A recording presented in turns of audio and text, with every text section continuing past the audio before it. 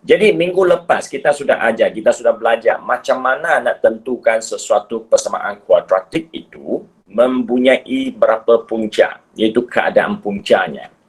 Okey. Di mana minggu lepas, inilah contoh yang kita belajar. Ini contoh yang kita sudah gunakan untuk mengetahui persamaan itu ada berapa punca.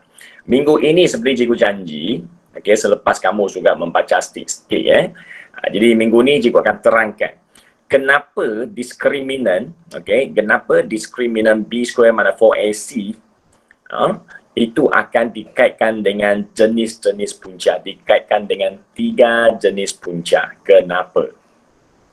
Dia asalnya dari mana? Okay.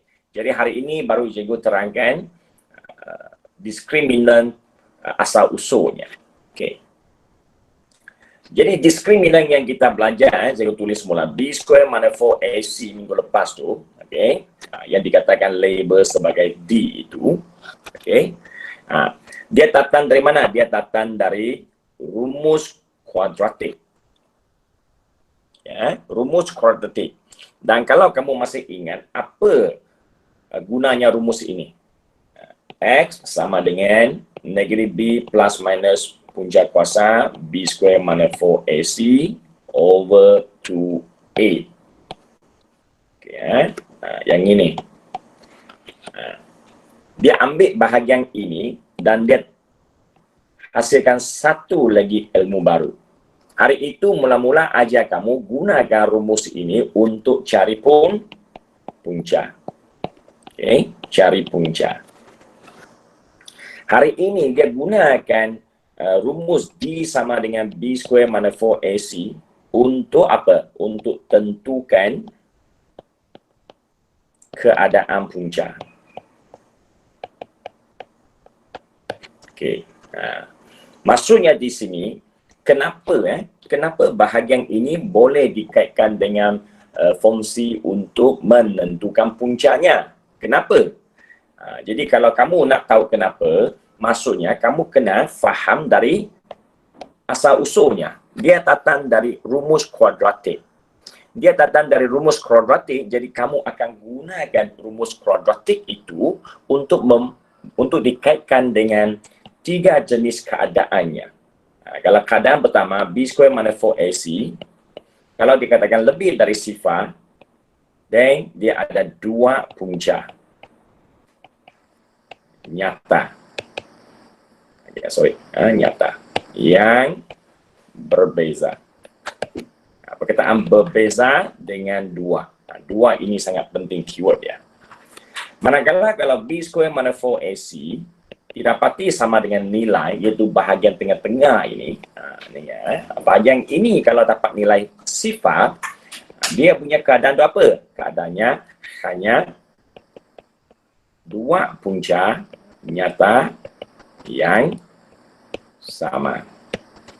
Ataupun ada kalanya kita katakan 1 punca sahaja. Okey.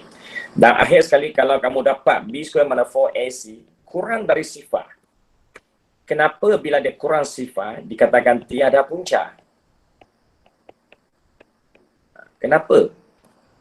Kenapa dia gunakan istilah tiada punca bila kamu dapat nilai kurang dari sifar iaitu negatif? Kenapa? Jadi kalau nak tahu kenapa, jadi kita kena mula fokus kepada rumus ini.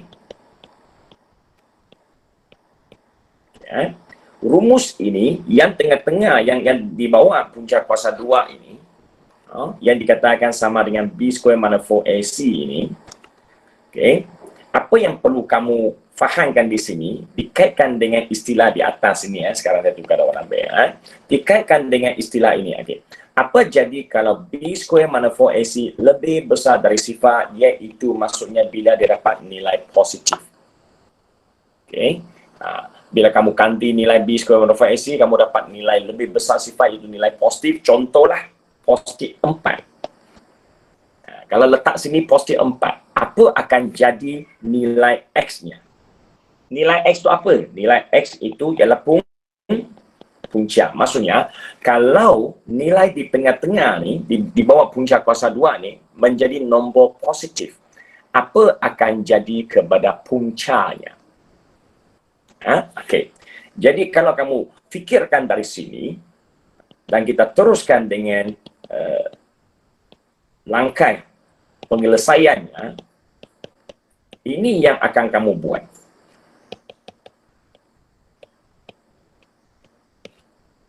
Secara kasar juga buat macam ni dulu. Okey. Maksudnya, kalau nilai diskriminan, okey, penentu pembeza layang ini, okey, adalah nombor positif. Bila dipunca kuasakannya, kamu akan hasilkan dua nilai selepas dia dipunca kuasa 2 kan. Bila dia ada dua nilai, jadi X kamu ini, dia boleh bernilai 1 ataupun 2. Okay, jadi dia akan jadi apa? Dia akan jadi dua nilai yang berbeza. Ini dua nilai yang berbeza.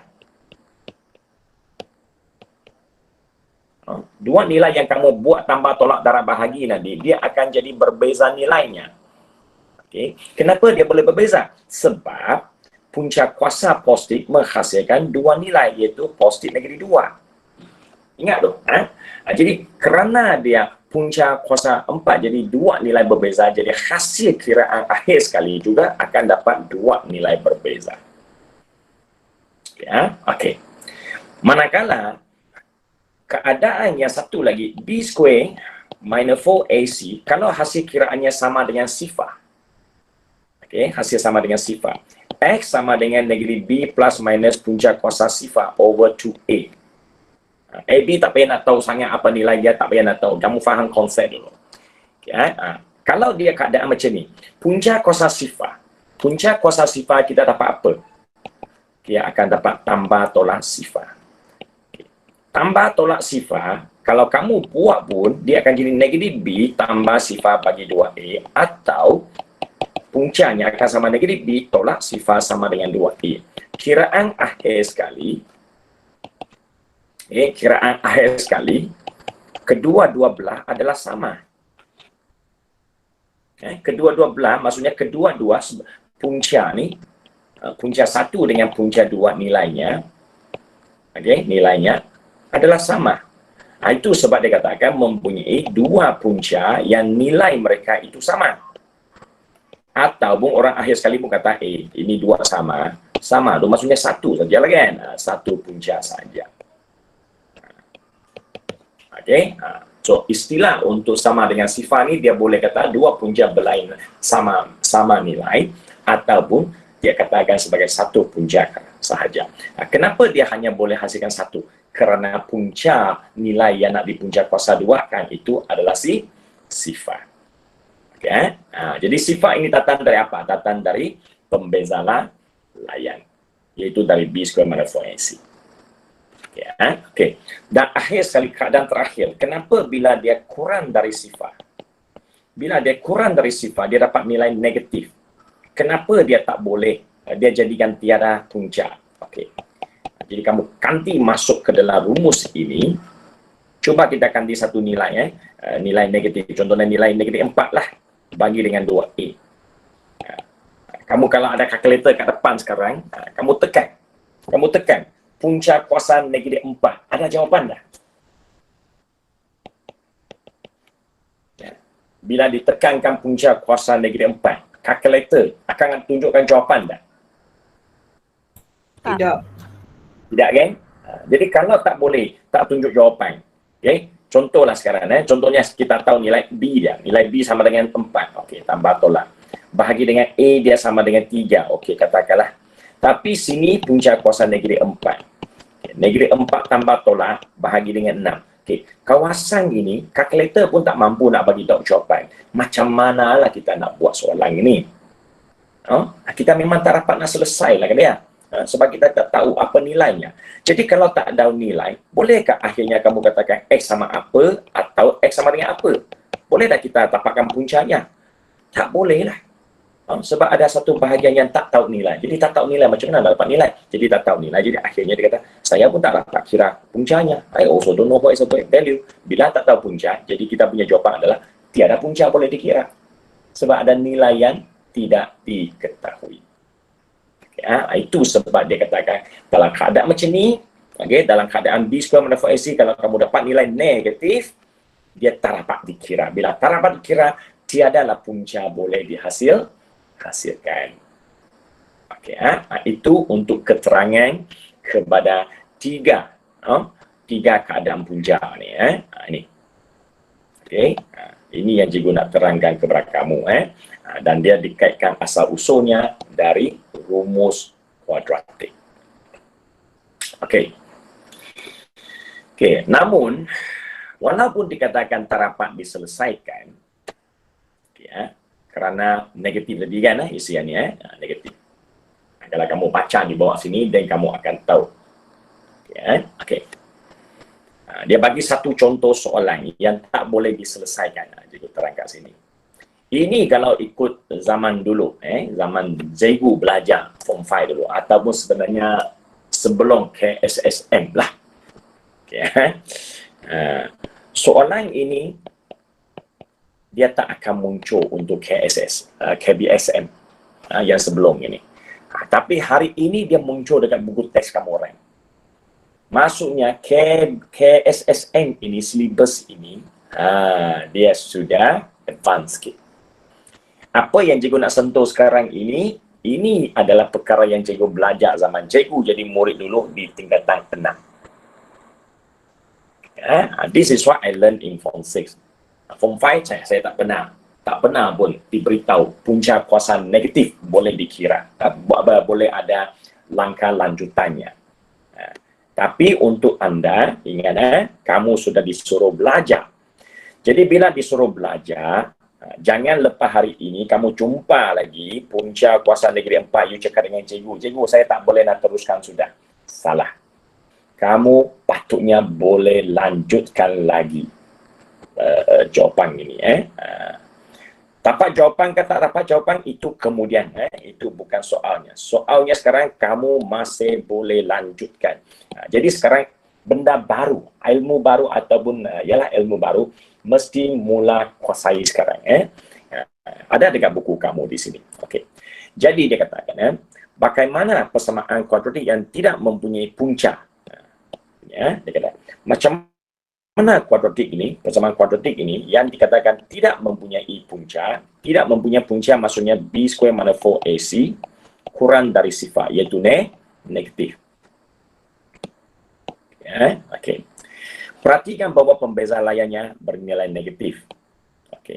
Oleh sebab pembeza layarnya sama dengan punca kuasa negatif 36, bukan nombor yang nyata, maka persamaan kuadratik ini tidak mempunyai punca yang nyata.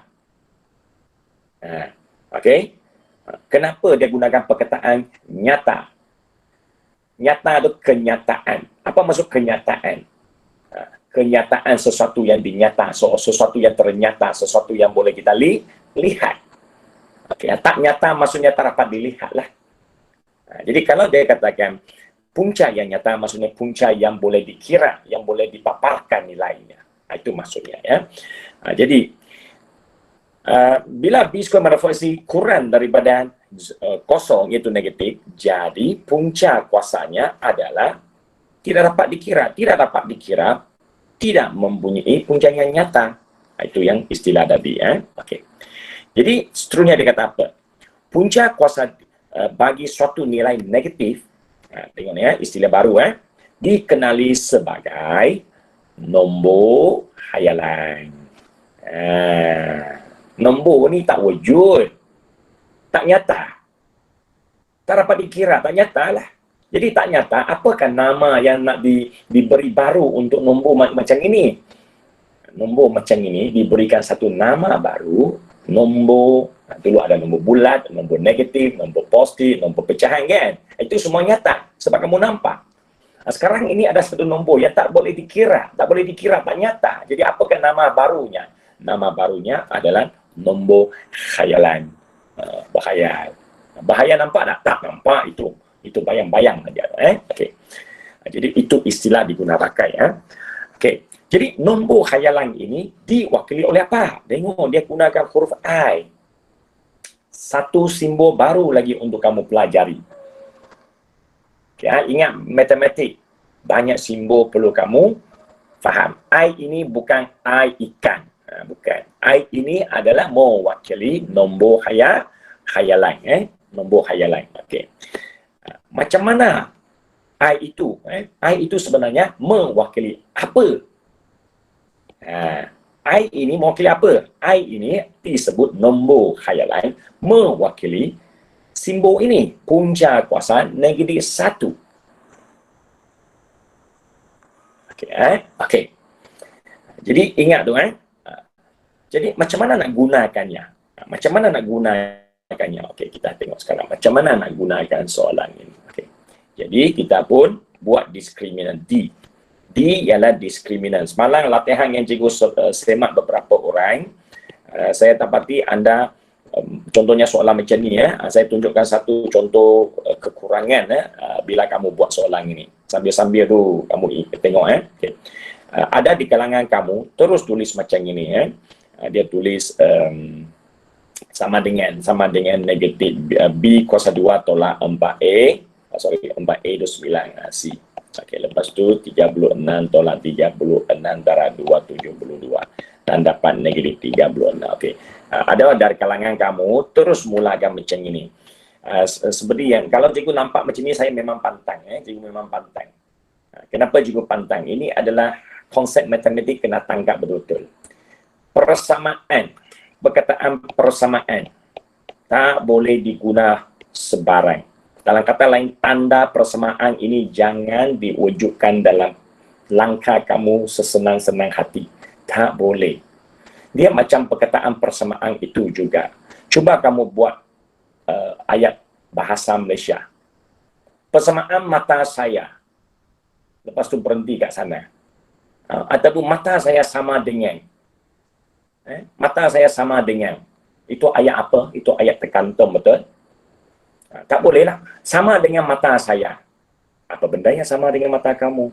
Jadi bila kamu sebut sama dengan, perkataan sama dengan, iaitu disimbolkan sebagai dua line ini, bila dua garis lurus ini diwujudkan dekat setiap langkah kamu tulis, dia mesti ada sesuatu di depan dengan sesuatu di belakang. Jangan kamu tulis langkah tanda itu tambah dua perkara, hanya wujud belakang saja, tak boleh. Contohnya di sini, contohnya di sini. Belakang ini sama dengan apa ke depan ini?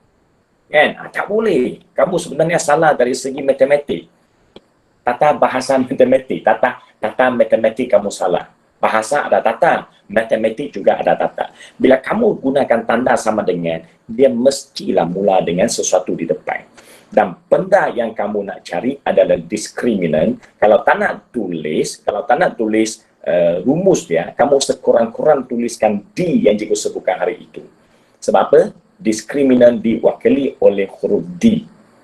Jarang kita pakai, tapi kalau dalam keadaan tertentu, kamu boleh pakai. Macam inilah kamu boleh pakai. Ada yang tulis macam ini. Dia kata B square mana 4AC sama dengan, okey. Dia kata B square sama 4AC sama dengan langkah kedua, ketiga. Ini boleh, ini cikgu terima. Cara buat macam tu betul. Sebab apa? Dia memang ada persamaan. Atas sama dengan bawah, sama dengan bawah, sama dengan bawah.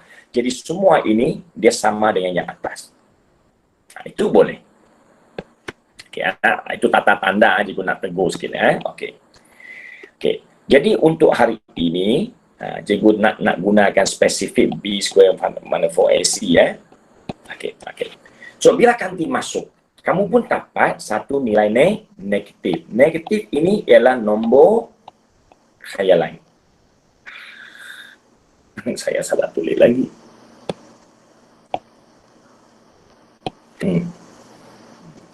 Cikgu khayal sudah. Khayalan. Okey. Jadi ini adalah nombor khayalan. Okay. Kalau ikut apa yang disebutkan oleh soalan ini, kalau dia suruh kamu tuliskan jawapan ini, dilanjutkan lagi jawapan ini. Boleh tak? Boleh. Kamu boleh tuliskannya dalam bentuk yang lebih cantik. Dia kata, boleh ditukar bentuk jawapan ini. Okey, salah. Bukan, belum tukar di sini Belum tukar di sini, minta maaf. Dia kalau tukar jadi nombor khayalan ini, dia kena ada punca kuasa. Jadi ini bukan nombor khayalan, ini masih nombor negatif, sorry. Ini masih negatif, tercepat sangat. Ini masih dipanggil nombor negatif. Okay. Tapi bila dia dimasukkan ke dalam punca kamu, okay, iaitu negatif B, tambah tolak, punca kuasa dah muncul, dan hasil kiraan di dalam sini ialah negatif 36, bahagi dengan 2A, okey, itu 9, dan kamu akan dapat punca kuasa 36 bahagi dengan 18, okey. Biasanya bila sampai sini, kamu akan terhenti, betul? Kamu tak dapat nak lanjutkan. Itu ilmu sebelum ini. Tapi bila ilmu hari ini, setelah mengetahui tentang nombor khayalan, ini nombor khayalan sudah muncul. Daripada nombor negatif, tukar jadi khayalan. Kerana ada bumbungnya. Okay, cikgu kasih warna sikit bumbung tu, supaya kamu nampak bumbung. Okey, ada bumbung ini. Bila ada bumbung ini, tukar jadi khayalan. Okey, jadi kamu boleh lanjutkan lagi. Dulu berhenti kat sana, pun bising-bising cikgu, tak dapat lagi nak sambung. Kalkulator tak dapat nak cari. Okey. Tapi ilmu hari ini kamu boleh lanjutkan lagi. Macam mana lanjut? Okey, senang aja. Kamu pecahkan negatif 36 dengan gunakan hasil darab, okey, dengan gunakan sifir darab dan memisahkan negatif 1 dengan 36.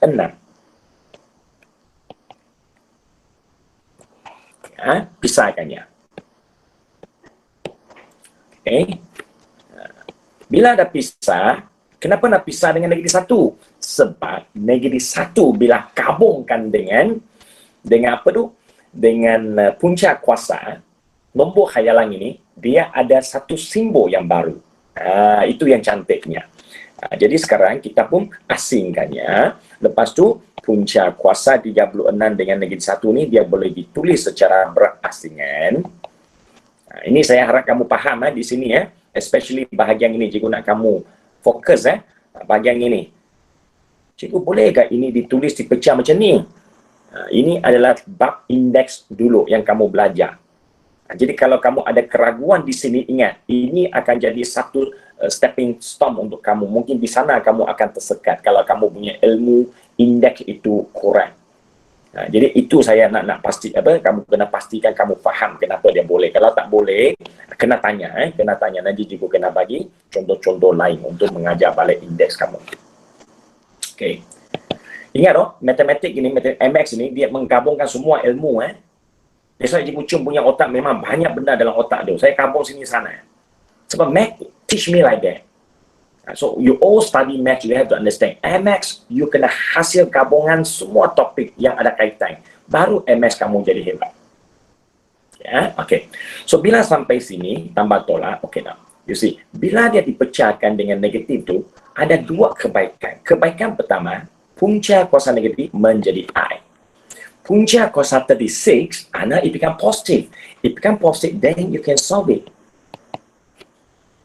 Bila selesai, of course kita tak tulis lah macam tu kan. Dia akan tulis tambah tolak, enang I. Enang I sama tak? Sama saja. Tapi bila pronunciation, membaca itu kurang elok. Biasanya kita akan letak huruf di belakang. Macam 2X dengan X2. Sama tak? Sama. Hanya 2X sudah jadi kebiasaan. Okey. Jadi kita letakkan belakang. Bila letak kat belakang, tengok kalau sebelum ini, ingat, sebelum kamu belajar nombor khayalan, inilah jawapan kamu. Jawapan kamu berhenti di sini, warna merah ni. You stop there. But because you learn the new tactic today, you learn the new information about the nombor khayalan ini. Khayalan, sorry saya tak tahu dia dalam BI apa. Okay? Imagination kah? Ataupun apa? Bukanlah imagination, is imaginary. Dreaming. Dreaming number. Betul kan ni dreaming number ni yang belajar. Imaginary number je ke? Imagining I cannot pronounce it. Imagination number. Imaginary. Okay, thank you. Memang ada istilah dia. Okay. Jadi dengan adanya imaginary number ini, Dan langkah kamu jadi semakin cantik. Bukan saja cantik, dia boleh diringkaskan lagi. Macam mana ringkaskan? We do the factorization. And then we do simplification. Simplification. Betul kan?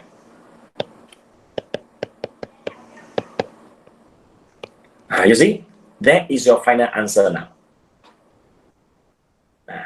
Nampak tak bezanya?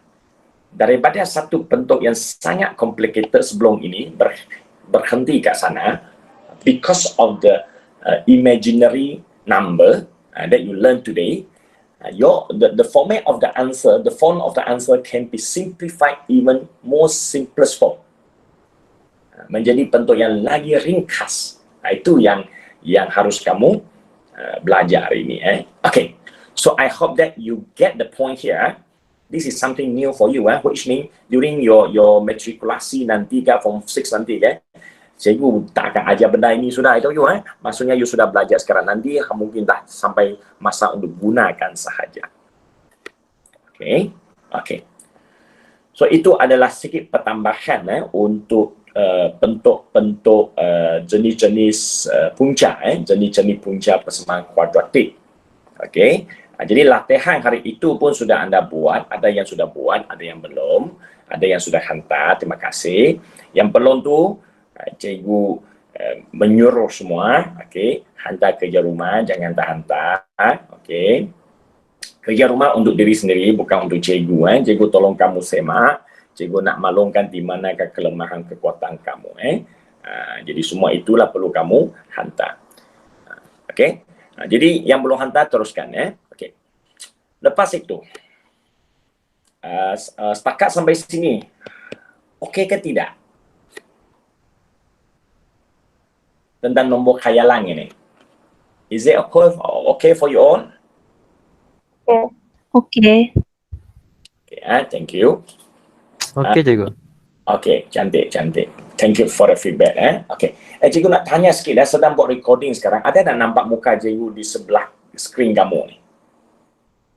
Ada. Pak cikgu sendiri tak nampak. Okay. Itu sebab cikgu gunakan tab mengajar, gunakan handphone sebagai video. Saya rasa mungkin itu sebab dia baru muncul dua lah. Okay. Kenapa cikgu nak tunjuk muka sangat? Bagi cikgu cara kita mengajar manusia ni, dia melalui suara betul, tapi kena ada visual lah. Mata tu kena nampak sesuatu juga, gaya hidup, gaya badan semua tu. Itu baru lengkap bagi cikgu. Okay, so kalau sudah, jadi latihan ini teruskan.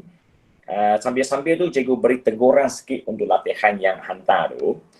Cikgu ada nampak, cikgu bukan menduduk, tapi cikgu rasa lah. Cikgu rasa bila cikgu semak jawapan latihan, cikgu dapati macam ada cara kawan-kawan hantar jawapan ni sama dengan kawan seorang. Patternnya sama, kiri kanan semua sama, atas bawah susunan sama, apa seorang tulis, seorang ikut. Tapi saya tak tahu siapa yang mulakan lah kan. Bagi cikgu, setiap orang bila buat latihan, dia ada gaya sendiri. Tapi kalau saya heran bila saya semak, macam ini benar saya semak tadi. Jadi saya akan nampak dia punya pattern sama. Kalau kamu copy kawan punya kerja, cikgu tak larang kamu copy, tapi ingat satu, jangan copy tambah memahami. Okay, jangan kerana cikgu kata mesti hantar, jadi kamu kalau kamu hantar dengan cara copy habis-habis, jangan. Sekurang-kurangnya kalau ada 6 soalan kamu nak copy sebab tak sempat, at least 2 or 3 questions you do it by yourself. Okay, so that you can understand a little bit, understand the concept. Lepas tu yang lain tu you boleh copy kalau tak ada masa. Jangan copy bulat-bulat. Bila saya tengok cara jawapan itu dipresent sebiji macam orang yang pertama yang saya semak, saya tak tahu siapa yang punya original, saya risau. Bukan cikgu marah, cikgu risau Anda sebenarnya tidak dapat ilmu. Exam nanti kita tak dapat nak copy orang kan. Jadi everything that you do, you must make sure that you learn it, then only that you do it. Okay, after that you copy, that is different matter already. Okay, itu peringatan sikit lah ya.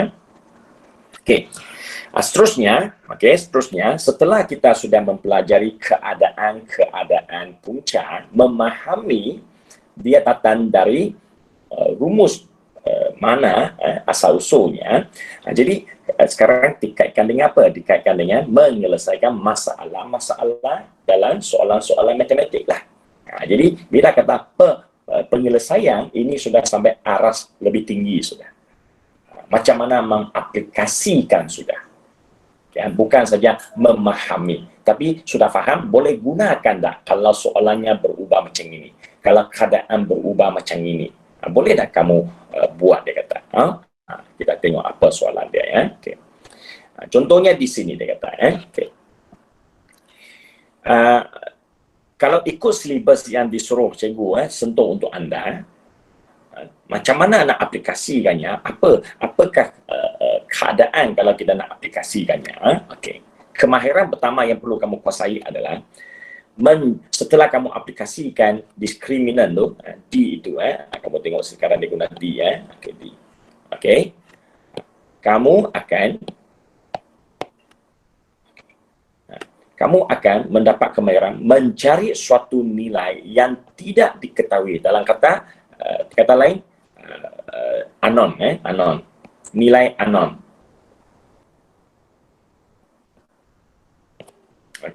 Bahasa Malaysianya anu, nilai anu. Dalam sesuatu persamaan kuadratik. Contohnya mana? Contohnya you tengok soalan A ini. Persamaan kuadratik x square kx k, di sini apakah nilai yang dikatakan tidak diketahui? Nilai k. Nilai k. Nilai k tak diketahui. Dengan menggunakan diskriminan pembeza layan ini, nanti dia akan bantu kamu mencari nilai-nilai yang tak diketahui ini. Itu satu. Macam mana gunakannya. Kedua, bila kamu gunakan diskriminan, apa lagi kemahiran kedua kamu boleh dapat? Kamu boleh menerbit suatu hubungan. Dengan adanya ilmu ini, saya boleh terbit hubungan. Ingat, apa maksud hubungan? Hubungan ada berapa pihak? Hubungan mesti lebih dari satu. Takkanlah seorang boleh ada hubungan sendiri. Saya ada hubungan baik dengan saya. Mampu. Saya ada hubungan baik dengan dia. Dan dia. Wah, banyak dia. Maksudnya lebih dari satu. Jadi dalam matematik, konteks hubungan dalam matematik, dia mestilah huruf dengan huruf. Jadi maksudnya di sini melebihi satu huruf. Biasanya dua lah untuk kamu. Dua atau paling banyak pun tiga. Tiga huruf akan bentuk hubungan. Jadi macam mana kita nak tahu soalan itu bentuk hubungan ke soalan itu nak cari nilai? Itu kemahiran lah kena kamu buat, di mana bila banyak soalan kamu buat, kamu tengok soalan itu sudah tahu soalan ini nak suruh saya bentuk hubungan, soalan ini nak suruh saya cari nilai saja tu. Itu perlu melalui banyak latihan. Cakap banyak tak guna. Hari ini cikgu ajar banyak, esok lusa kamu lupa. Jadi you have to do more than you want carry. So, saya teruskan dengan contoh yang dikatakan mencari nilai. Mencari nilai. Sini ada dua soalan. Atau ada tiga soalan. Soalan pertama. Persamaan kuadratik dengan ini. Dengan K ialah pemalas mempunyai dua punca nyata yang sama. Dia bagi maklumat penting di sini. Dua punca nyata yang sama. Carikan nilai-nilai bagi K. Cari nilai. Jadi keadaan soalan macam ini, dia akan suruh kamu cari nilai dengan melalui pembeza layan. Itu sebab dia bagi maklumat tentang pembeza layan. Soalan ini bagi pembeza layan, otak kaitkan dengan pembeza layan. Soalan ini gunakan kaedah fungsi. Dia akan bagi apa? Objek, suruh kamu cari image. Macam tu. Ataupun dia akan bagi objek dan image, suruh kamu cari unknown. You see that? Itu kalau di bab fungsi. Di bab kuadratik ini pula, dia suruh kamu cari unknown juga. Tapi guna apa? Gunakan pembeza layan. Soalan sebelum ini, latihan yang kamu buat sebelum ini, suruh kamu cari unknown dengan memberi apa? Memberi punca. Hasil tambah punca, hasil tambah punca untuk tolong cari unknown. Is it that? Jadi setiap kemahiran dia ada soalan dia. Okay. Jadi untuk soalan ini, kita kembali ke sini, disuruh kamu cari anon dengan maklumat berkaitan dengan pembeza layan. Jadi apa nak buat? Soalan macam kuadratik ini, seperti selalu cikgu kata, kuadratik ini watak utama siapa? Watak utamanya adalah bentuk am. Jadi saya salin dulu soalan. Okay. Tebal sikit. Okay. Lepas tu, apa-apa pun, bila nampak kuasa 2 saja muncul, jangan sibuk bagi baca maklumat lain dulu. Pembeza layan apa-apa ke punca ke, jangan sibuk dulu. Perkara pertama, bentukkan persamaan am dulu. Lepas itu, of course lah kamu akan tengok, oh soalan ni dia sebut tentang pembeza layan. Pembeza layan maksudnya 2 punca berbeza, dia perlukan nilai ABC. Jadi senaraikan ABC. Okay. Di sini kalau kamu nak cantik sikit soal jawapan kamu, kalau boleh lepas ni kamu cuba buat macam ni. Dengan ada sopan santumnya, dan ada arahan yang jelas. Diberi A sama 1, B sama negeri K, C sama K tambah 3. Tambahkan perkataan diberi. Kenapa diberi cikgu? Kenapa mau tambah? Leceh lah. Tak leceh. Itu sopan. Kenapa sopan? Maklumat yang ada ni bukan hasil dari kita. Ini hak cipta soalan. Soalan yang bagi. Jadi saya maklumkan, bukan saya yang dapat nilai tu. Itu diberi oleh soalan. Itu sebenarnya tu. Jadi dia ada dia punya apa tu, konsep dan langkahnya. Okey. Bila diberi bahawa macam ini, juga dia diberi apa? Juga dia beri B square mana 4AC. Dia bukan beri satu aja kan? Dia beri yang kedua. Dia beri kedua tu apa? Dia beri kedua, maklumat kedua adalah dia katakan mempunyai 2 punca nyata yang sama. Yang sama maksud apa? Yang punca yang sama maksudnya B square mana 4AC sama dengan sifar. Kedua-dua ini diberikan oleh soalan. Okey. Bila kamu ditulis macam itu, diberi nilai tu dan bahagian tu, barulah sekarang kamu gantikannya ke dalam persamaan ini. Jadi hasil berian ini, hasil maklumat yang diberi, saya kabungkannya, saya kabungkan 2 nilai ini untuk menyelesaikan masalah saya, iaitu masalah untuk cari anom. Dia sama dengan sifar di belakang. Okey. Lepas tu buatlah seperti biasa. Okey, 4K tolak 12 sama dengan sifar. Okey. So ilmu pembeza layang, ilmu jenis-jenis punca sampai sini maksudnya apa? Ilmu itu sudah berjaya bawa kamu ke satu tahap sudah. Ilmu yang kamu belajar pembeza layan sampai sini, selesai tugasnya sudah. Macam mana nak lanjutkan cikgu? Macam mana nak cari nilai K yang seterusnya? Itu perlukan ilmu yang lain. Ilmu apa? Kau tengoklah ini apa benda. Ini persamaan kuadratik. Nak cari nilai K. Apakah ilmu mau pakai? 3 ilmu yang sudah kamu belajar sebelum ini. Gabungkannya. Apa dia? Cara untuk cari punca. Ada berapa cara? Ada 3 cara. Apa dia? Pemfaktoran, penyempurnaan kuasa 2, dengan rumus. Okey? Dengan rumus. Okay. Jadi, kamu nak guna cara mana? Cikgu tanya sikit. Alicia, kamu nak guna cara apa, Alicia? Pemfaktoran. Pemfaktoran, cantik. Jadi, kamu tolong cikgu faktorkan, boleh tak?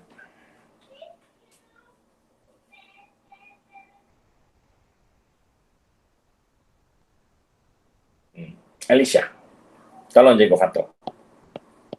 Cikgu sediakan tempat kosong untuk anda.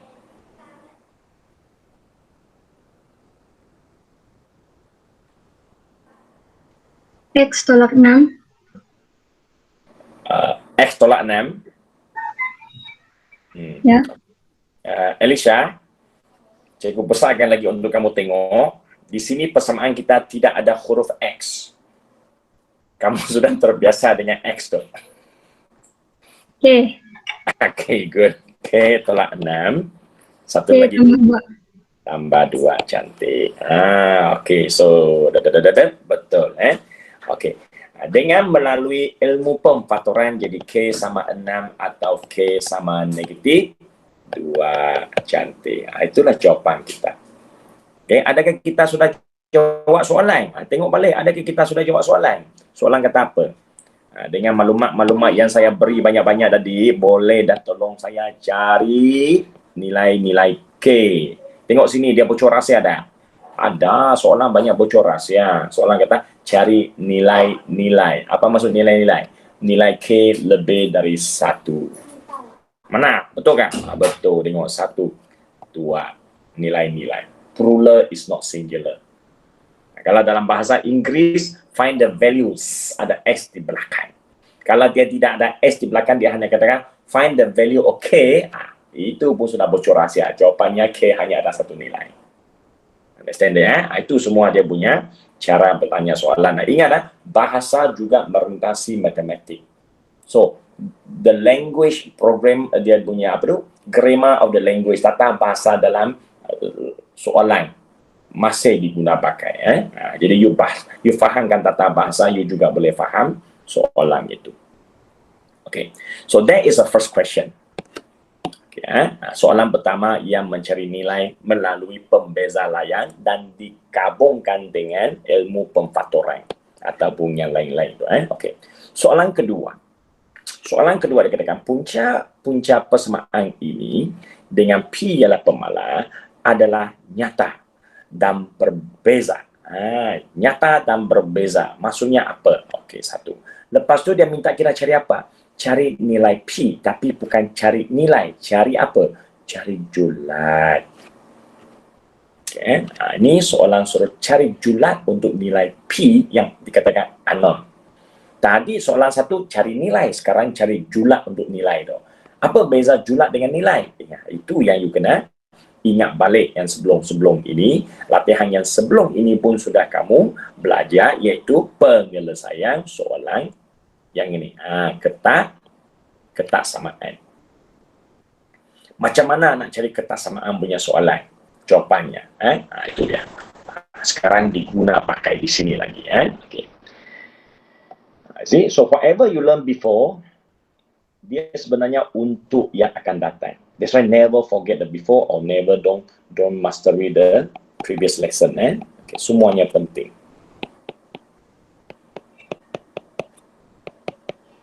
Okay, ini soalan kita. Okay, nak cari apa? Okay, nak cari apa pun jangan kalut, jangan pening. Perkara pertama, kuadratik. Kuadratik, apa-apa pejam mata mesti buat apa dulu? Buat bentuk am dulu. Once you get the general form, okay, bentuk am sudah jumpa, ABC sudah jumpa, then cari apa yang dia bagi lagi. Dia bagi, punca nyata dan berbeza. Maksudnya dia ada bagi tentang diskriminan B square mana 4AC. Jadi kalau dia ada berkaitan dengan B square mana 4AC, pembeza layan, maksudnya saya kenalah senaraikan nilai-nilai yang penting. Nilai yang penting tu yang diberikan. Sopan santun diberi A sama P tambah 2, B sama negatif 2P, C sama negatif 3 tambah P. Okey, 3 nilai ini diberi. Lepas juga dia bagi tahu diskriminan pembeza layan 4AC, B square mana 4AC, adalah guna simbol besar atau sama sifat. Kenapa kita tahu? Ada clue dia. Clue-nya mana? Clue ini. Nyata. Apa lagi? Beza. Okey? So, tukarkan arahan bahasa kepada arahan matematik. Itulah kemahiran mesti ada dalam otak kamu. Okey? Itulah masuk ke sirapnya. Lepas tu buat apa? Lepas itu seperti biasa lah. Ganti masuk.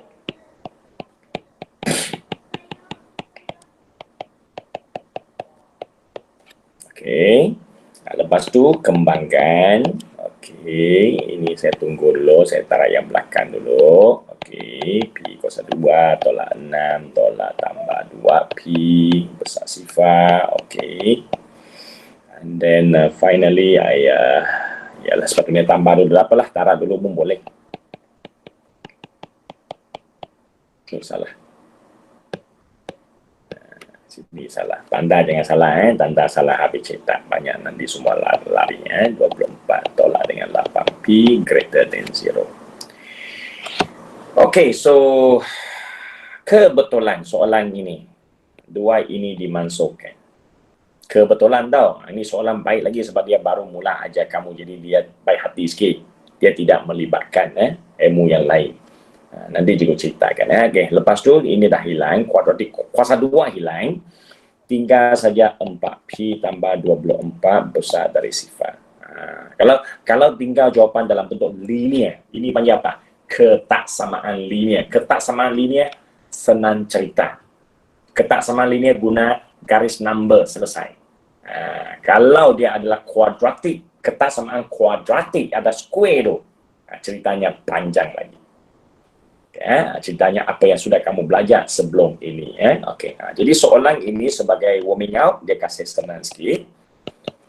Okay. Lepas itu pindahkannya. Tanda tak berubah. Untuk soalan ini, keadaan soalan ini dia tidak mengubahkan tanda. Okay. So akhirnya sekali kamu dapat jawapan. Julat P ialah macam ini. Julat P lebih besar dari negatif 6. Okay. So far so good.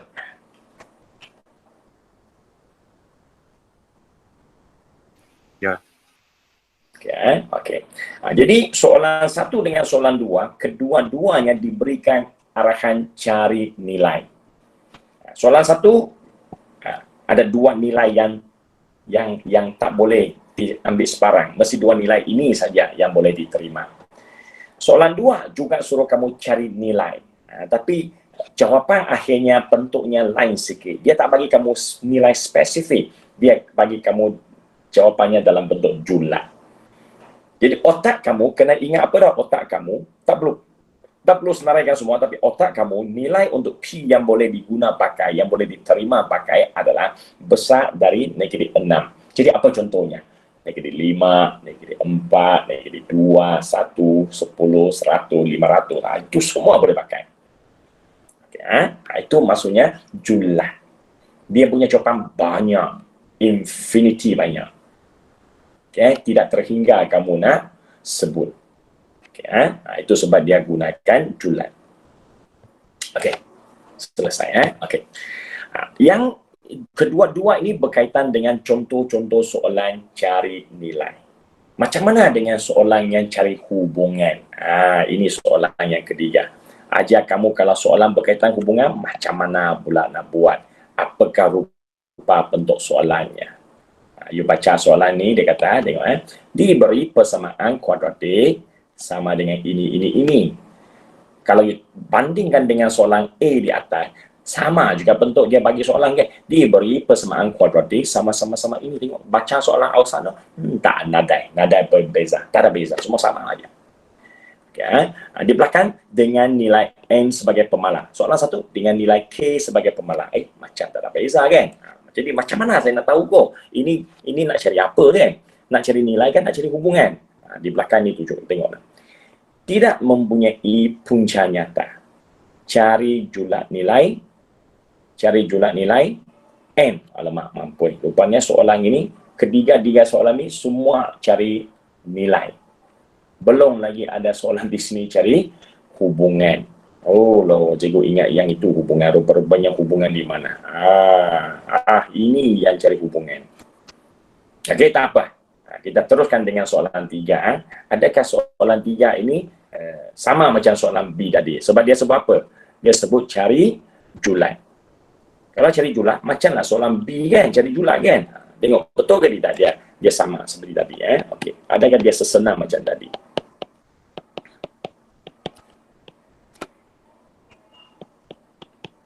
Okey.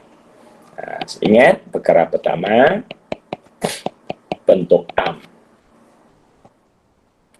Bentuk am. Okey. 2m mx.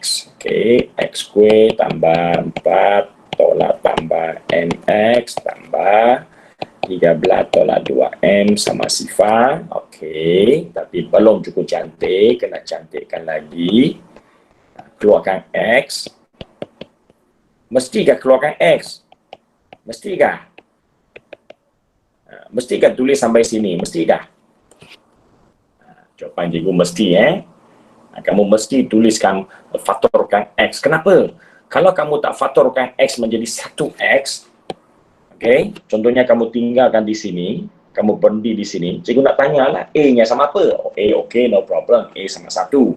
C-nya sama apa? Okay, C sama belakang semua ni. B-nya sama apa?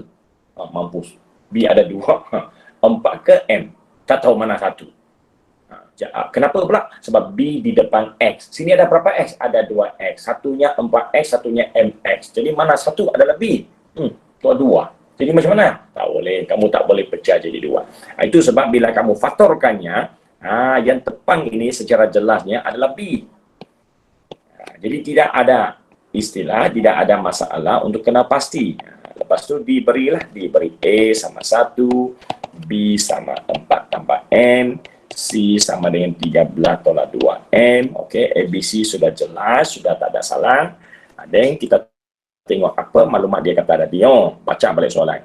Tidak mempunyai punca nyata. Nadai. Nadai maksudnya B² mana 4AC kurang dari sifar. Itu juga diberi. Okey, masukkan semua. Okey. Okey, B sekarang tambah, tolak, darab semua ni. Okey, masukkannya. Okey, mula selesaikannya. 16 plus 8M plus M square. 4, 4 susang 12 okey, tambah 4. Kira Cina sikit. Okey. Lepas tu M square dulu depan. Ini MN 16M. Tolak. Ini ayo susah oi 36. Okey, kurang dari sifar. Okey. Sekarang kamu nampak dah soalan ini jadi apa dah? Soalan ini adalah ketaksamaan kuadratik. Jadi ketaksamaan kuadratik bukan lagi persamaan. Persamaan 3 cara. Factorize, rumus, pengembunaan kuasa 2. Kalau ketaksamaan, apakah 3 cara tu? Siapa boleh jawab? Cikgu bagi ujian bank ni. Graf garis nombor jadual. Okey. Ini cepat lah. Bagi kamu bank 5. Bagi kamu bank 5, kamu cepat lah. Kamu sudah boleh guna lah. Penggunaan hanya cikgu belum lagi uji kamu menganalisis apa soalan sendiri, idea sendiri gunakan rumus ini. Itu basic sudah. The highest. Okey, catat sudah. Ini bagi kamu bank 5. Okey, so jadi cikgu lebih suka guna graf. Saya ni jenis orang suka lebih graf. Okey, jadi apa nak buat? Okey. Jadi kalau nak guna graf, ini juga sambil-sambil saya ajar guna graf ni, saya nak tegur Alexander dengan sesiapa yang hantar latihan malam semalam. Dengan malam tu saya semak-semak, saya nampak sedikit kelemahan. Okey. Apa yang perlu kamu buat bila kamu nak lukiskan graf, dia kena buat katakan di sini. Okey. Kalau kamu nak faktorkan dulu pun boleh. Sebelum kamu buat katakan. Okey, kamu nak faktorkan di sini pun boleh. Boleh faktorkan kah soalan ini? Okey, 36 tengok saya pun perlu tulis sikit sifir kan. Apa lagi? 3 32 okey 4 4 4 9 36 6 36 saya telah dia ada 5 pilihan pasangan, mana satu boleh menghasilkan 16, pasangan mana boleh 16. I think is this one. Ini saja boleh ada kaitan dengan 16. Jadi saya pilih 2 dengan 18. 1 tambah 1 tolak. Okey. Saya sudah berjaya faktorkannya. Betul tak? Betul. Okey. Yakin betul. Lepas sudah faktor, Kamu sekarang baru nak lukis graf. Bila nak lukis graf, di sinilah baru kita tuliskan, katakan ia jadi sifar. Katakan ini sebenarnya fokus mana tau? Fokus belakang ini. Kenapa nak katakan di sini? Soalan asalnya adalah ini. Soalan asal, dia adalah kurang sifar. Apa pasal kamu bertukarnya jadi sama sifar? Bergaduh nanti tau, berkelahi. Tak sama lah soalan cakap macam tu. Kamu tiba-tiba tukarnya jadi sama kosong. Apa hal? Sebab apa ke orang gaduh? Sebab kamu tak masukkan perkataan ini. Perkataan tepang itu menyelamatkan kamu untuk bergaduh. Okey? Buat lawak-lawak tapi itu benar. Aku katakan saja, bah kau nak marah-marah, buat apa aku katakan saja. Macam tu kan. Katakan dia sama dengan sifar, barulah N sama dengan 2 atau N boleh layak gunakan tanda sama dengan negatif 18. Kenapa nak katakannya sama dengan sifar? Sebab saya nak lukis graf. Jangan kau bising. Aku punya tujuan ada dia. Okey.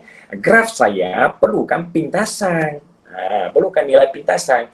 Pintasan apa? Pintasan X. Pintasan X berlaku apabila apabila Y-nya sama dengan sifar. Itu maksudnya sebenarnya. Kalau kamu nak faham betul-betul kenapa nak buat langkah tu. Sekarang barulah saya boleh lukiskan graf berbentuk U. Kenapa bentuk U? Kau nampak kat sini A dia sama 1. A sama 1 bentuk senyum. A besar sifar bentuk senyum. Ingat tu. Okey. Jadi U. Bila ada U, ada bersilan tak? Ada 2 tempat. Apa nilai dia? Negatif 18 dengan 2. Mana kau tahu? Ini pemfaktoran bila dia sama dengan sifar. Is it that? So there are all explanation there, you know. Jangan kamu buat main hafal saja, buat cikgu suruh buat macam ni, buat macam tu. Bila hafal, waktu kamu buat latihan, waktu kamu exam, adalah langkah tertentu kamu tinggalkan. Sebab apa? You do without understand. That's why you pun tak tahu, ini guna simbol apa, betul dong? Itu dia. So, if you understand, every step you do, you know why you do so. Definitely, you won't do any mistake. Okay, mistake is not by luck. Okay, you get everything correct.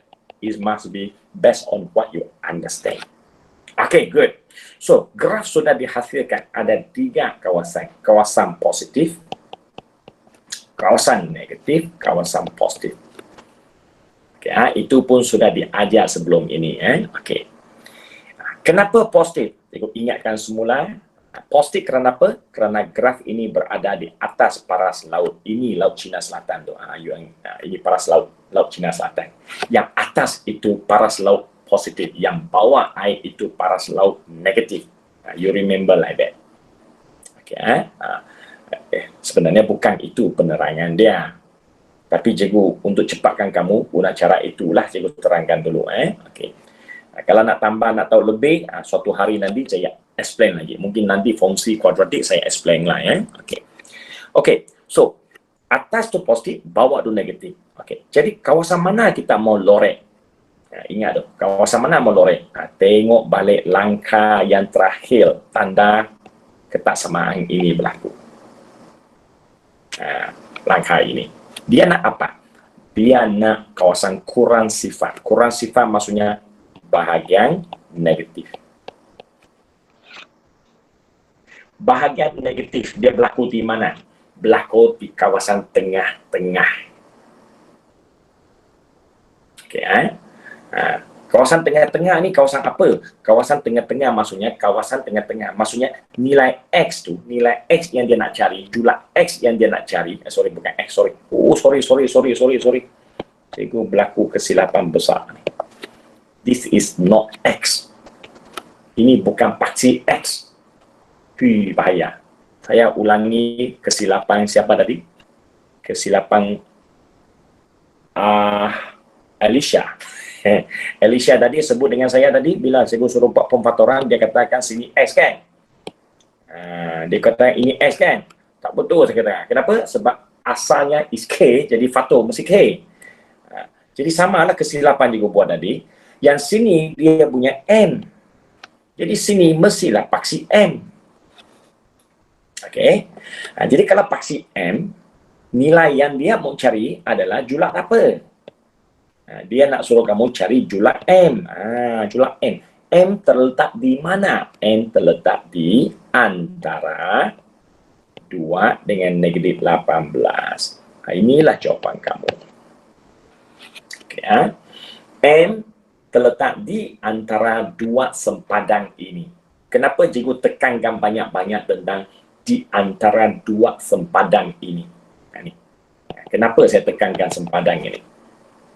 Sebab bila saya tengok latihan yang anda buat, yang ada sebahagian pula yang hantar kat cikgu, saya buat macam ni. Okay. Ada di kalangan anda, semua kamu ikut betul apa yang cikgu ajar, tapi bila kamu lorek, ada orang lorek sini saja. Maksudnya bila dia nak cari tengah-tengah, kamu pergi lorek yang bahagian bawah tu. Betul? Cikgu tak nak. Walaupun dia tak salah, walaupun ada buku memang buat macam tu, saya harap kamu jangan salah faham. Apa yang kamu lorek berdasarkan apa yang otak kamu faham. Nanti otak kamu salah faham tu bahaya. Okay, Kalau kamu tak salah faham, dengar penjelasan cikgu. Baru kamu tahu kamu salah faham ke tidak. Okay. Nilai M yang kita nak cari, nilai M ini, dia terletak di kawasan mana? Dia terletak di kawasan tengah baik-baik, kiri, kanan, atau tengah. Betul tak? Nilai ini mewakili kiri, kanan, atau tengah-tengah. Dia bukan atas ataupun bawah. Jadi jangan salah faham bila kamu lorek bawah, maksudnya nilai M itu berada di bahagian bawah. Bukan. Nilai M itu berada di kawasan tengah-tengah berdasarkan kawasan yang bawah. Bahagian bawah itu membawa kamu pergi cari nilai M di tengah-tengah. Okay, Jadi saya lebih suka anak murid saya lorekkan kesemuanya. Menunjukkan bahawa kawasan yang kamu nak cari adalah kawasan di tengah-tengah. Okey. Jadi M ini adalah terletak di antara 2 dengan negatif 18. Kawasan ini adalah kawasan di tengah-tengah. Okey, itu penekanan cikgu. Okey. Jadi kalau lain kali ada kawasan yang dia minta adalah kawasan positif. Kawasan positif. Kalau katakan ini kawasan positif kan. Okey. Kiri adalah positif, kanan adalah positif. Macam mana lorek? Lorekkan kiri, lorekkan kanan. Penuh. Jangan sesekali hanya lorek sini saja ataupun sini saja. Itu salah. Okey, dia kena macam tu cara lorek. Okey. Okey, so setakat ini macam mana untuk mencari nilai yang melibatkan ketaksamaan kuadratik. Mencari julat gunakan ketaksamaan kuadratik. Okey ke tidak? Okay. Okay, thank you. Ini, okay. Chia, okay, Chia? Chia tadi angkat tangan, Chia.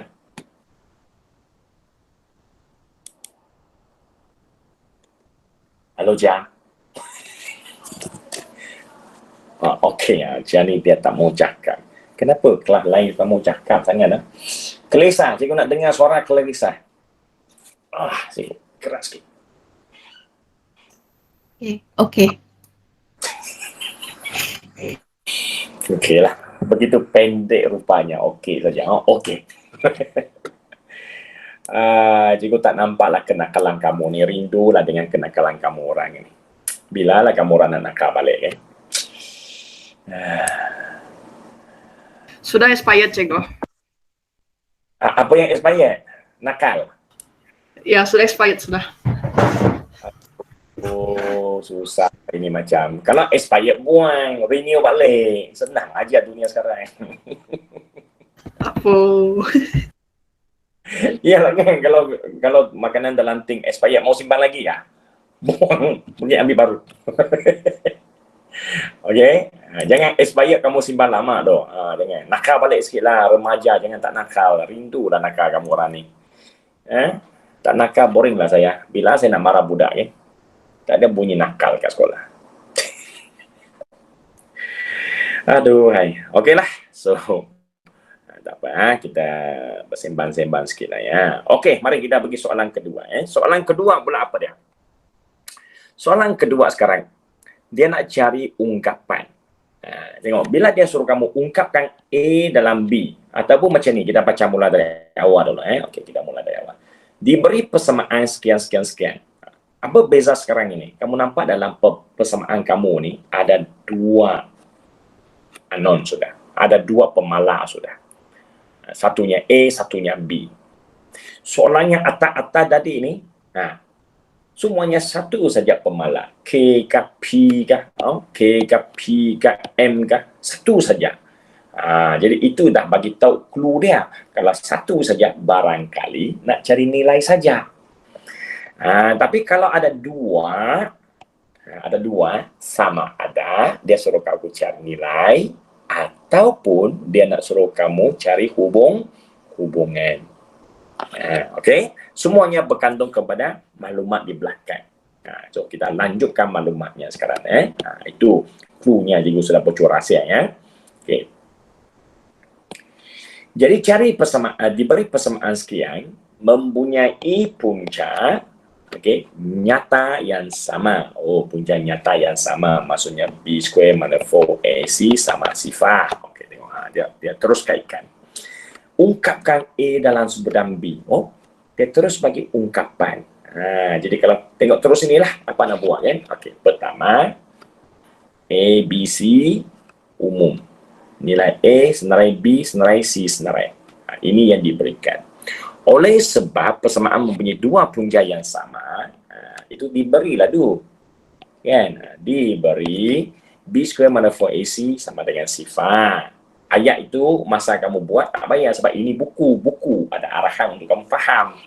Bila kamu dah faham, buat tak payah tulis.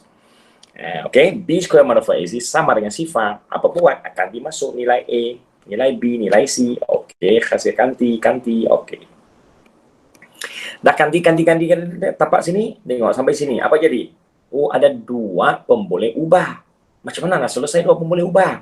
Nasib baik dia tak suruh kamu selesaikan. Maksudnya nasib baik soalan tak suruh kamu cari nilai A dan B.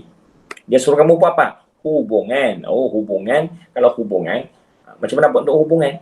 Bentuk hubungan dengan cara apa? A dalam sebutan B. A dalam sebutan B, itulah hubungan. Ini nama hubungan sebenarnya. Inilah persamaan adalah sejenis hubungan. Okey. Macam mana hubungannya? A dalam sebutan B. Itulah hubungannya. Kali ini ada nampak dah. First time saya tengok buku teks dia tulis positif negatif ini. First time dalam hidup saya ni. Dalam buku teks. Kenapa dia ada tulis tu? Sebab ada punca kuasa. Punca kuasa negeri satu. Punca kuasa ini bila pindah dia jadi punca kuasa.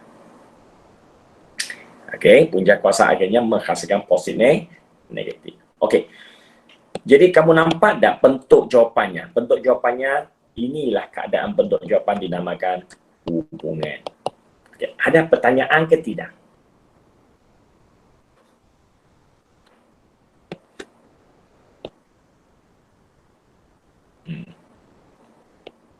Cikgu nak cari orang nak tanya. Nak tanya ada pertanyaan ke tidak? Timothée.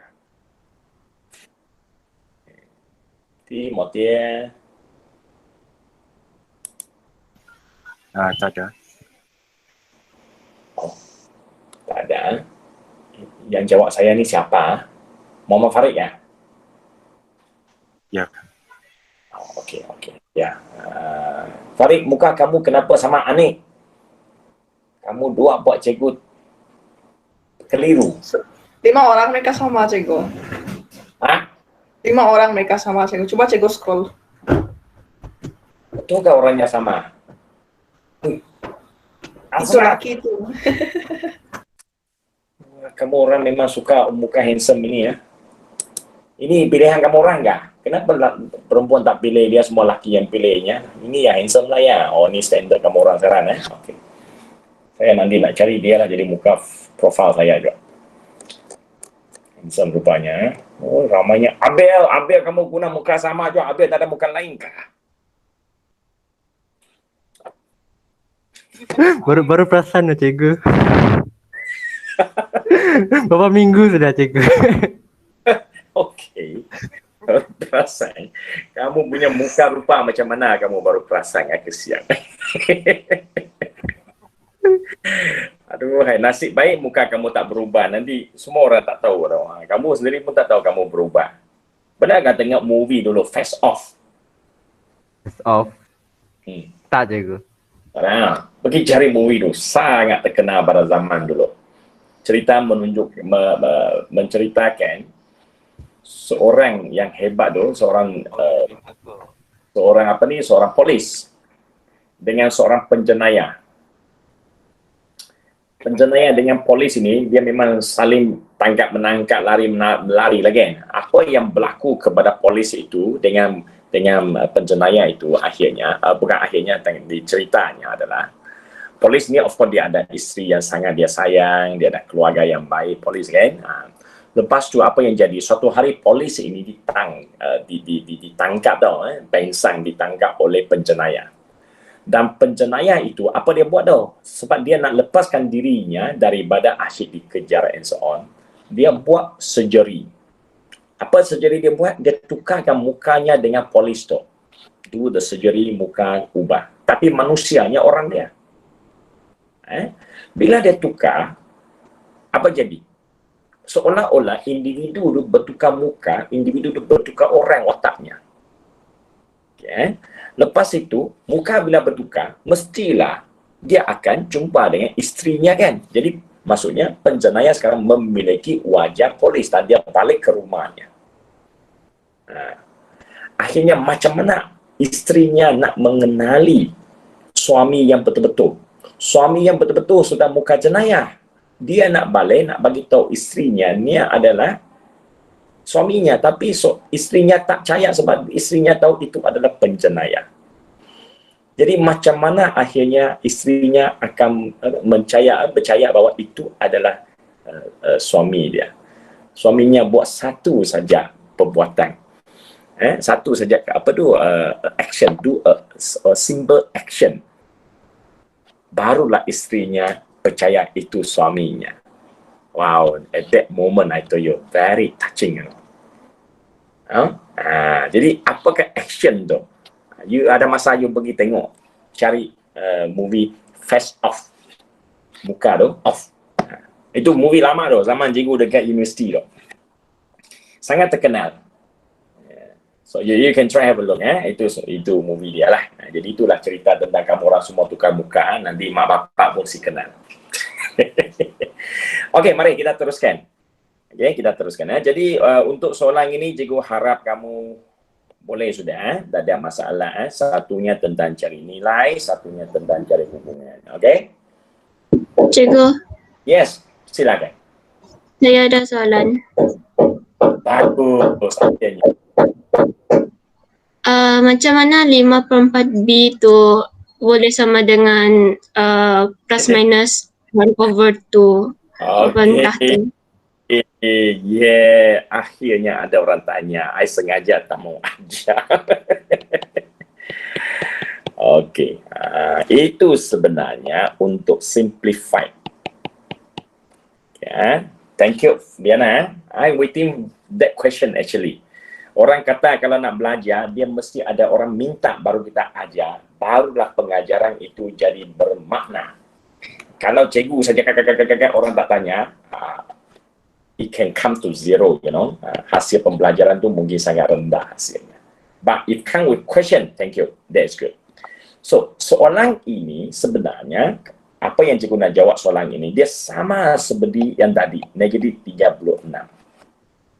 It's the same concept. Konsepnya cukup sama. Okay. Jadi kalau tadi kamu punya konsep ini adalah kita boleh pecahkan 36 jadi 36 darab dengan negeri 1. Okay. Kalau tadi kamu boleh nampak bahagian ini, which means this question also the same. I can pecahkannya jadi berapa bahagian? Soalan ini boleh dipecah pada 3 bahagian. 1/4, 5, B. Okey. Okey. Soalnya sekarang mesti kamu tanya cikgu. Cikgu, manalah saya tahu saya nak pecah macam mana? Dan apakah tujuan saya nak pecah? Whatever you do, apa yang kamu nak buat di sini, you mesti tahu apa tujuan kamu. If you know the purpose, then definitely you know what to do. Tujuan kita nak ringkaskannya. Okey, nak ringkaskan. Ingat tu, kita nak buat ringkas. Kita nak buat ringkasan. Okey. Nak ringkaskan. Ini ringkasan berkaitan dengan apa? Berkaitan dengan punca kuasa. Kalau punca kuasa, ya, dia ada punca, dia ada bumbung punca tu. Okey. Kalau punca, mestilah punca kuasa 2 ni, nilai yang saya nak pecahkan itu. Okey, nilai yang saya nak pecahkan itu dari sini. Nilai yang saya pecahkan itu, dia mestilah boleh nampak apa? Boleh nampak nombor kuasa 2 sempurna. Okey, sebelum saya nak teruskan, anybody of you know apa itu nombor kuasa 2 sempurna ke tidak? Tahu? Perfect. Tahu? Anik tahu? Ya, tahu. Good, good. Yang lain macam mana? Okey. Tahu, cakap tahu, tak tahu, cakap tak tahu, jangan risau. Farid, okey? Ya. Ya, tahu. Thank you. Michelle tahu? Michelle tahu? Mau cakap tidak tahu, cikgu. Mau cakap tidak tahu, cakaplah tidak tahu. Tak ada salah pun. Okey, cantik. Jadi, tahu ada, tidak tahu ada. Okey. Jadi, yang tak tahu tu, yang tak bercakap tu, kamu dengar baik-baik. Okey. Perfect square maksudnya apa? Perfect square ataupun nombor kuasa 2 sempurna. This is all the istilah yang mesti kamu faham. Tahu, Okay. Perfect square adalah contoh 1.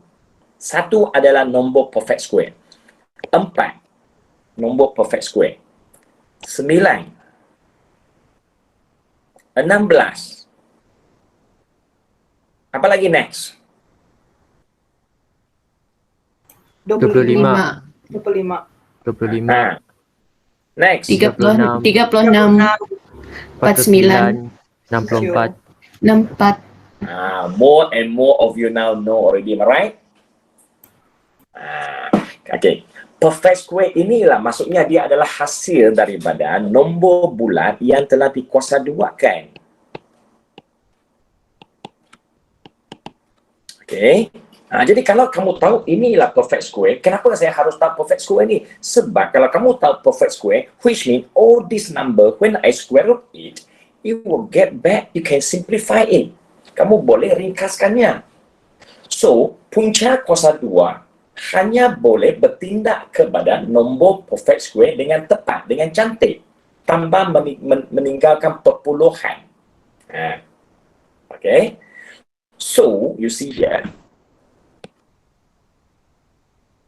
itulah kenapa kamu buat perfect square kat sini. Kenapa 1/4 tu muncul, diasingkan? Kenapa 36 diasingkan dengan negatif 1? Now you know it? Macam 36 ini, kalau kamu tak ada idea perfect square, kamu juga boleh pecahkannya negatif 2 darab dengan 18, betul? You also can do like that. Tak salah pun. Dua-dua tak salah. Tapi, tiadalah maksud kalau saya buat sebelah yang biru ni. Tak ada maksud. Kenapa tak ada maksud? What for I do like that? I cannot simplify it. Okay? If you do like this, okay, you do like that, then what can you do after that? Nothing. You can't do anything. You punya otak sendiri tak dapat selesai. You terpaksa bergantung kepada calculator. But if you do this perfect square, you use this perfect square, 36 with negative 1, then you punya otak boleh selesai sendiri tanpa menggunakan calculator. This side you get 6. This side, dengan hasil hari ini, you get I. Is it? No calculator lah. So, itulah cikgu sarankan tak ada calculator dalam hidup kamu. Orang zaman lama, no calculator. Kenapa mereka boleh membina macam-macam tamadun. Wow, ajaib betul kan manusia ni kan. That's why I told you, tak tahulah kita ni maju ke tidak manusia zaman sekarang ni. Kalau banding dengan zaman dulu yang tak ada teknologi tapi ada otak. Okay. Cuba kamu renung balik apa Cikgu Chun cakap. Saya bukan kata cikgu pandai, tidak. Saya suka tengok history, saya suka tengok arkeologi, macam mana mereka terokai hasil-hasil tinggalan 5,000 tahun dulu, 10,000 tahun dulu. How our manusia yang berzaman itu hanya tak tahulah macam mana hidup dia kan. Baju pun tak lengkap kan.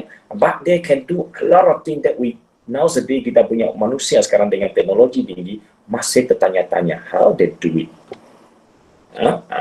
Jadi itulah sebab saya nak kamu aktifkan balik sel otak kita sendiri. Okay, so now after you do this, you spread it. Now you can see that. You can see that here. Okay, square root of 1/4 is what? Square root of 1/4 is 1/2. You can simplify part of the answer. Sebahagian pun jadi. Belakang itu tak jadi. Okeylah, simpan sana lah. Okay, belakang tak boleh nampak kan? Letak biarkan macam tu. Jadi sini letak tambah tolak. Sebab apa-apa yang sudah punya kuasa, dia mesti hasilkan tambah tolak. Okey. Okey, Diana. Ya. Adakah cikgu menjawab soalan kamu? Ya. Dan kamu sudah jelas? Ya. Dan kamu boleh ingat? Tak janji. Tak janji. Okey. Tak apa. Nak ingat, dia memang bukan betul lah jawapan kamu tak janji. Memang tak akan satu hari terus boleh ingat semua hidup. But you try through your practice. Lain kali bila kamu nampak soalan, nombor yang ada punca kuasa 2, always remember, don't touch calculator first. Use your mind and try to do like what I asked you to do just now. Apakah dia punya asas di sini? Hanya 2 saja. Satu apa? Tukarkan nombor itu dengan kaedah dengan satu ilmu darab. Okey, darab jadi apa? Darab okey, negeri 1/36.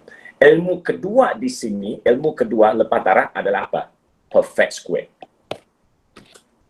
Kamu gunakan 2 ilmu ini, kamu tahu tambah calculator, you can simplify your answer. Then you practice this always.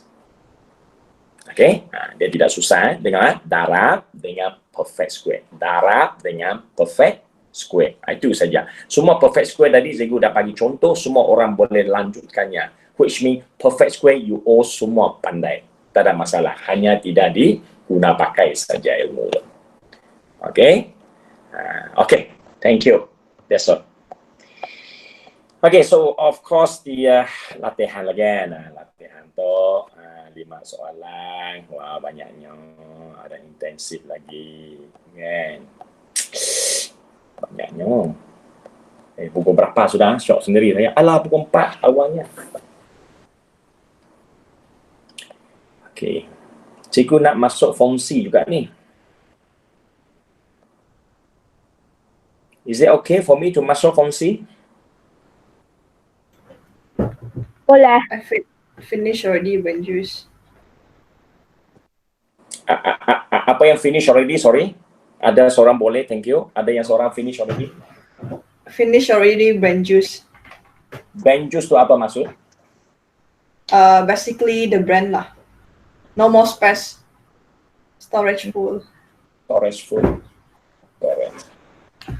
Storage apa tu? For this class. Oh, you punya otak ni. Okay. I thought our mind. Cikgu apa latihan tadi? Okay lah. Cikgu stop lah untuk hari ni. Tapi untuk yang terakhir ni saya tak ajar. Saya nak kamu buat ini saja, satu aktiviti saja. I have asking you to do so many time already, am I right? Iaitu scan code ini. Sudahkah kamu download?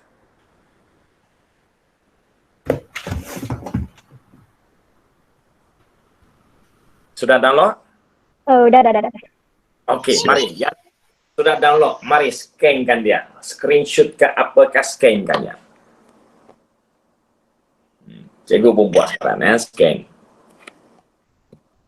Okay, cikgu sudah screenshot. I save it to my photo. Okay. Cikgu buka. And then scan from photo. This is the one. Yang belum screenshot tadi, screenshot lagi sekarang ini kod yang cikgu nak bagi kamu yang bawah tu jangan lagi atas saja. Okey, then cikgu masukkannya ke sini. Okey. Sebenarnya bab yang seterusnya ini dia ajar kita macam mana nak lukiskan, macam mana nak lakarkan graf kuadratik dengan kadar yang cepat. Kadar cepat maksudnya apa? Kadar cepat maksudnya bukan macam zaman lama, nak lukis graf, kena cari nilai X, nilai Y, nilai X, nilai Y, kamu kena cari beberapa titik, lepas itu keluarkan graf, plot, lukis. Oh, baru saya tahu, graf ini bentuk macam ini. Bukan. Yang bab seterusnya ini, dia nak kamu belajar melakar graf dengan cepat dengan hanya maklumat ABC cukup. ABC nampak otak pusing. Oh, ini graf macam ini, macam ini, macam ini, di atas, di bawah, di kiri, di kanan. Semuanya kerana nilai ABC. Okay, itu saja bab ini nak ajar kamu sebenarnya ya. Jadi aktiviti di sini, okay, saya harap kamu sudah scan. Okay. Dan kamu selesaikannya, kamu buat sendiri ya, main-main kat rumah sebab GeoGebra ni, ini dia adalah satu link kepada websitenya, is available unless you don't get the link just now Mungkin nanti kalau ada cikgu akan postkan link itu, kamu tak scan pun tak apa. Dan apa yang cikgu nak kamu tuliskan satu essay untuk saya. Alamak, mampu tulis essay. MX ada tulis essay kah? Matematik pernah tulis essay kah? Pernah tulis esai tentang betapa susahnya. Itu merungut. Macam mana so far matematik bagi kamu lepas dengar cikgu Chung punya kelas, you rasa dia masih susah nak terima? Susah mau fokus. Okay saja cikgu. Okey, Anik ya. Anik tu memang otak dia dulu cikgu, dia senang lah cikgu. Okey, jangan mengalah. Anik Tidak ya, mengalah cikgu. Isu tu saya masih kat sini. Ya cikgu. Ya, kenapa nih? You nak cakap apa nih? Ya dah. Ingat cikgu cakap tadi, bagi kami senangkan susah. Oh, ya. Senang susah, okey kan? Senang faham tapi so susah nak apply cikgu. Susah nak apply. Okay. Senang faham, agak susah nak apply. Okey, kamu nak senang apply ke susah? Kamu nak senang apply tapi susah faham ke? Kamu nak senang faham susah apply? Mana satu yang nak? Nak dua-dua senang. Antara dua ni tu.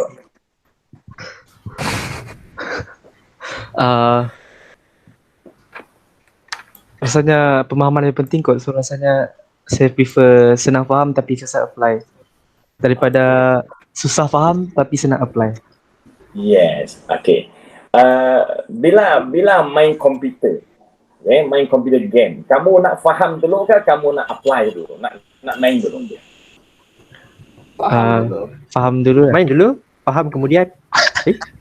Okey. Itu pun ada cikgu. Okey, betul. Tapi sepanjang masa kamu main, bila kamu tak faham, adakah kamu mampu break the station easily? Tak. Ah, You will have to get through some stage lah. Contohnya lah, saya tanya Learning lah. curve cikgu, learning curve. Apa? learning curve. Oh, learning curve. Learning curve macam mana? Okey lah. Ada teori dia lagi kan? Okey. Ya. Sambil buat, sambil belajar, betul? Yeah. Ya. But I ask you, it's a new game for you. Satu totally new game come to you. Did you really, without anything, you just go in? And then you can start playing without any guide? No. You can't even start the game, right? At least keluar the basic lah, keluar the basic. Kan ada basic kan? Yes. So, the basic is your knowledge. The basic is understanding. So, whatever you do without the basic understanding, you cannot proceed. But if you got the basic knowledge, whatever game to you, their basic is almost the same. Hari ini punya latihan 2 sahaja. Okay, iaitu 2.5. Okay, 2.5. And latihan intensif 2.2. Oh, banyak soalan ni. Okay.